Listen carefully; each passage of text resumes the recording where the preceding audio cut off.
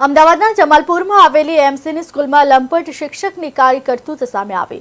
શિક્ષકે 13 વર્ષીય બાળકીને રિસેસના સમયે એકાંતમાં બોલાવી બાળકીને ખોળામાં બેસાડી, જે બાદ બાળકી સાથે શારીરિક અડપલા કર્યા અને મારી નાખવાની ધમકી આપી। બાળકીએ આ અંગે માતાને જાણ કરતા માતાએ શિક્ષક રણછોડ રબારી વિરુદ્ધ ગાયકવાડ હવેલી પોલીસ સ્ટેશનમાં ફરિયાદ નોંધાવી। બનાવની જાણ થતાં શિક્ષકને તાત્કાલિક સસ્પેન્ડ કરવામાં આવ્યા।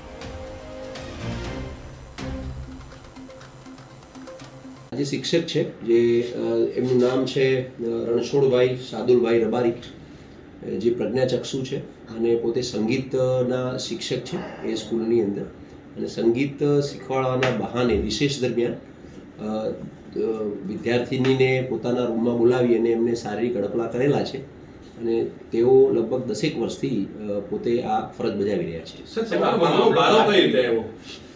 હા, આની અંદર માતાનું પ્રાથમિક પૂછપરછમાં એવું આવ્યું હતું કે દીકરીને થોડો દુખાવો થતો હતો। એના અનુસંધાનમાં એમને કોઈને બતાવ્યું અથવા પૂછ્યું ત્યારે દીકરી સાચું બોલે છે અને કહે છે કે મારી સાથે લગભગ 10 દિવસથી આ પ્રકારનું થાય છે।